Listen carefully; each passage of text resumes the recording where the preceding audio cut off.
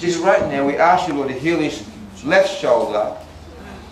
God, heal that injury, that football injury right now. See, the Bible says we can lay hands on the sick.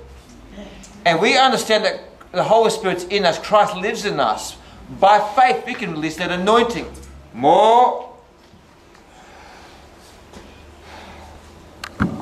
Okay, mate, raise your arm, raise your arm. How's that? Pain gone? Yes. Move it around, move it around. No pain at all? Yes. Is it good? It was painful for how long? For 7 years. 7 years? Wow. Move it up again. Is that wonderful? Yes. Hallelujah. How does that feel?